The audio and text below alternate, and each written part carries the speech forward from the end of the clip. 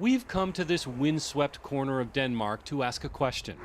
What can one Danish art dealer, Well, my favorite is that one Danish farmer, too good to tear down, and two pigs tell us about how Denmark became the world leader in renewable wind power? But first, think back to the OPEC oil embargo of the late 1970s. And at that time, we realized as a society that if you don't change our habit of being dependent on foreign oil, then we will have a major problem in our economy as we go forward. So the Danish government began taxing oil and subsidizing alternative energy like wind.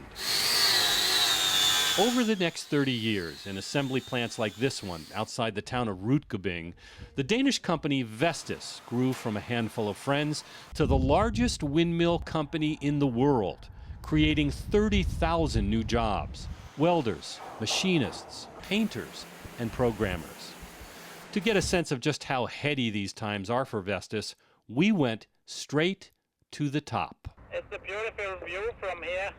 Ole Engard, married, father of two, used to be a Volkswagen mechanic. For my own part, I can tell it's a wonderful job with a lot of fresh air. Ole and his partner Hans Du er inde, så går jeg ind og starter op. are not working on just any windmill, but the one at the Copenhagen Convention Center, the one that will power the entire global climate change summit by itself. Now, you know you have to get that windmill fixed by the time they have the international conference here. Yeah, that's no problem. But the story of what Denmark has done with its wind is not one story of a giant corporation or government incentives. It's many stories, and most of them begin and end with people. I think it was too good to tear down. Remember the farmer? Well, years ago, a group of men approached Henning Dahl to lease his land for a windmill. Said the wind was good. That wasn't really true. It was great. Henning borrowed and invested $1 million and put the mill up himself. Here's the ladder. Henning's only climbed to the top 3 times. In fact, he rarely visits his mill The wind speed is here. because he tracks its success on the web. Everything from daily wind speed and direction to oil pressure and profit. I didn't think I was really smart, but I just saw that there was a possibility of making some money. How much money?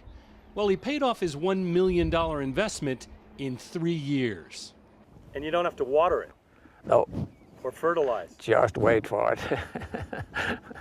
Standing on Henning's farm, you can learn one of the most important things about how Denmark came to lead the world in wind power. So there's no big corporation that owns any of these? No, The mill right behind Henning's is owned by a married couple. The one right behind that, by the goodness of disabled people. It's a little family.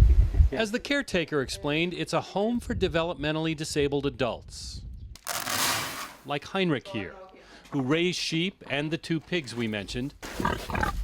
They sell organic produce to their neighbors and live lives largely funded by the profits from their windmill. and the 4 generators you see in the horizon. And the 4 on the horizon? Well, that's where the art dealer comes in. So it was a kind of protest when we started. Back in the early 80s, Hans Madsen had long hair and was carrying a protest sign. Yes, that's right. Signs that said ban the nukes in Danish. Yes, we were a little against that. The government wanted to build a nuclear power plant here on that windswept coastline we told you about.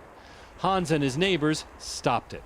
They formed an association, raised money, and built windmills instead, 9 of them. Hans is the association chairman.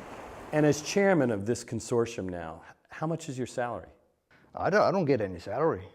Nothing. No, never. It's all volunteers? It's all volunteers, yes. That's the idea of it. 476 friends, neighbors, investors, all earning 12% per year on an investment for 30 years. Okay. Skål.